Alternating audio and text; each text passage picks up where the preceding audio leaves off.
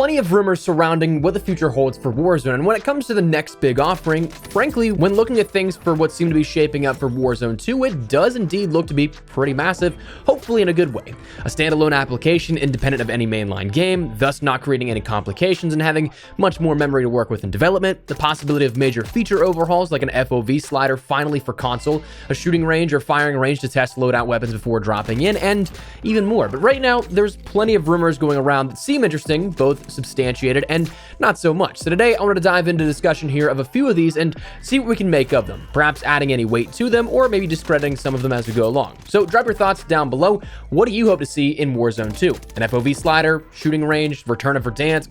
What do you want to see? If you enjoyed the video, do me a favor and drop a like on it. And if you're new to the channel, do be sure to hit that subscribe button and join us on the road to 500,000 subscribers here, all while being kept up to date with everything Call of Duty related. And finally, if you're interested in protecting your long-term vision health, check out my friends over at Gamer Advantage for the best blue light glasses on the market, but more on them later on in the video. Let's start out with what I think is one of the biggest rumors that people have been talking about for a while: the map, or air quote maps, of Warzone 2. A common thread between players that I've seen is their love of Verdansk. And whether you love it or not, there's also that call to bring it back.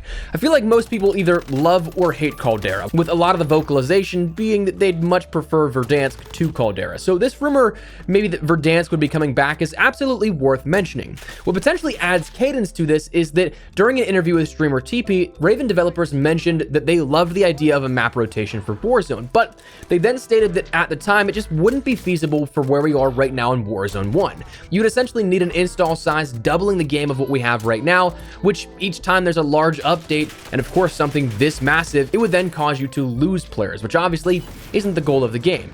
So in order to have a map rotation or whatever, you need to have a massive install size out of the gate, or a way to mitigate that sizing in some capacity. Technically, it's a very challenging thing, but realistically, it also probably isn't in the cards just yet, especially because we do have some information in regards to what may be the next map for Warzone 2.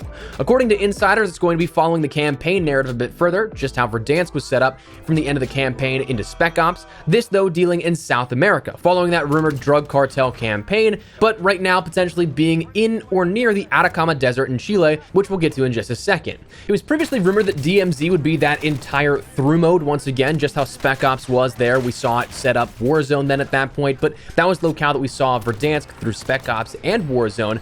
So it was rumored now that we'd see that happen again with DMZ, with multiple points of interest that were classic Modern Warfare locations, kind of making up that world of DMZ. But right now there's actually a little bit more to this, where the Ghost of Hope insider here that we've talked about recently has mentioned that it now looks like there are 4 maps on the way for DMZ, and that Warzone 2 map would instead be disconnected from those. It wouldn't be a part of the DMZ mode, but then exclusively for Warzone. A 5th map entirely built out specifically for it. As he put it, DMZ is meant to have an entirely different gameplay style and feel compared to Warzone. So you're building out maps for DMZ in particular, which, if you follow any of the insight that we've heard regarding DMZ and what it's supposed to be, that escape from Tarkov style looter shooter mode, that's of course entirely different from what we know with Warzone. So no redeploys unless you jump back from the very beginning, more prioritization on stealth and that health conservation, while scavenging and extracting versus being the last team standing.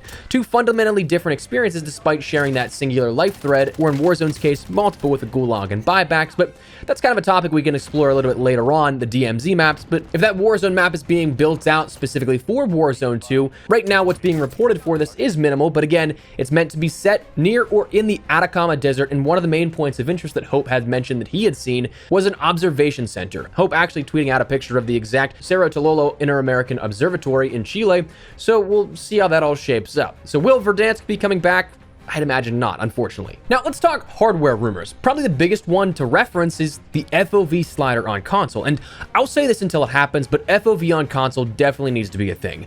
For a while, I posed the question, well, why in the world is this not in Warzone, especially when we've seen it in Cold War and Vanguard? And up until recently, we really didn't have an answer, though in developer discussion, it's just the very nature of the base application of Modern Warfare.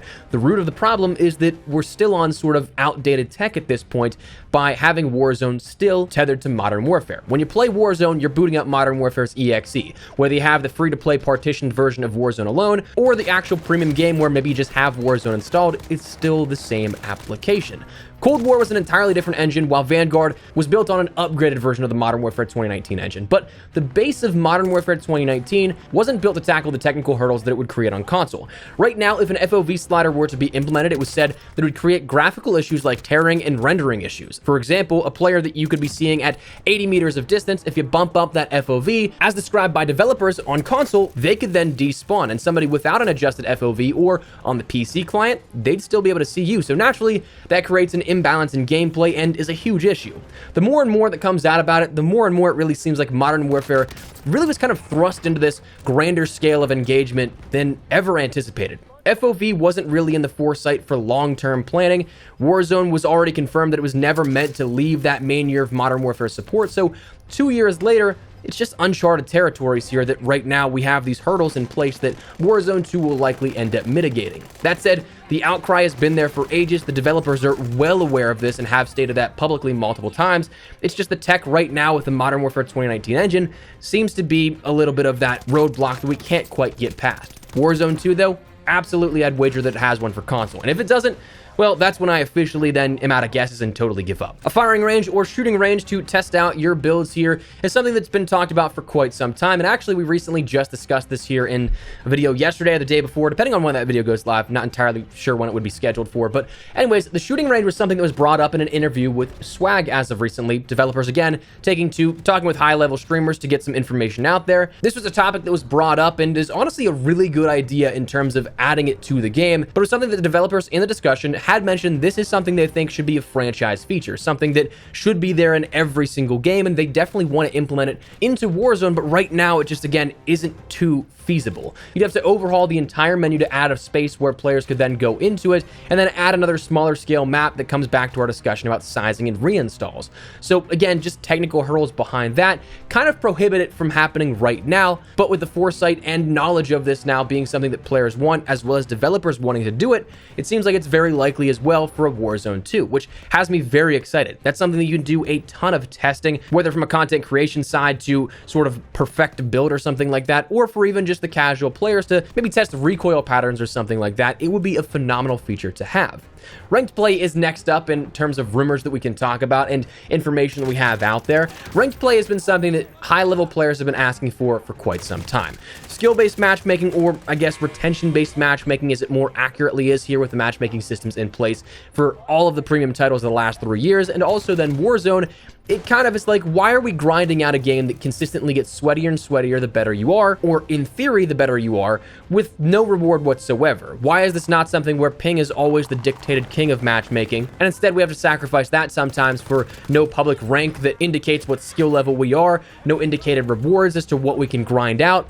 That's something that has been there since the very beginning of Warzone. Ranked play obviously would mitigate a lot of that, and it's something that has even sort of started to be built out fundamentally with the adaptation of Iron Trials, where that was the sort of first basis of it. But again, as with other things we've talked about, it seems like it is going to be a little bit further down the line. This not necessarily so much dictated by the technical limitations of the hardware, but instead more so the fact that Raven and the rest of the Warzone team wants to perfect anything that they add in at this level. In that discussion with streamer TP, it was something that was brought up where the developers absolutely want to get in there. They want to make it where they can, of course, have that casual audience playing, but the sweat-based players can absolutely grind out something of their own. I think it was Josh Bridge at the time who mentioned we can't wait to get to ranked play because that's what we all ultimately need. They just don't want to take it lightly, and they want to evaluate it to make sure that in time it is something that is long-standing and has much more appeal than just that sort of LTM of Iron Trials would have. So Warzone 2, that's where I'm definitely hoping this comes out. Whether or not it's something that's actually there at launch or it's staggered to sort of reinvigorate a player base like ranked play is often introduced later into the life cycle of a premium game.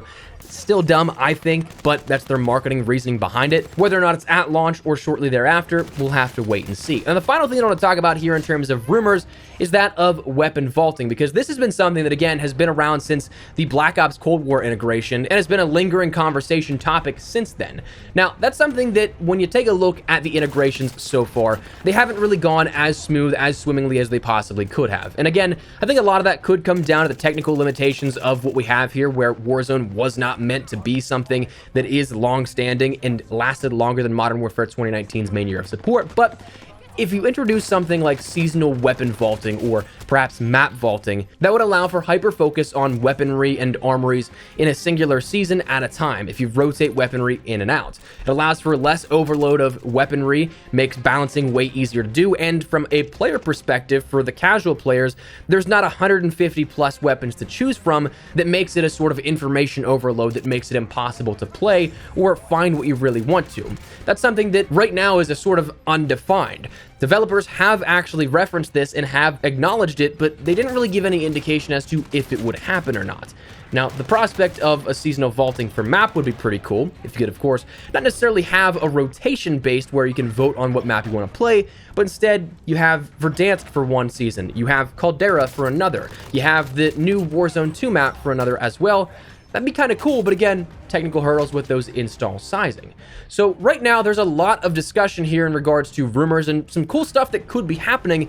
It's just a matter of if it will be happening. So that's where we're going to leave it and where I pose the question to you. What of these do you hope comes true? What do you want to see within Warzone 2?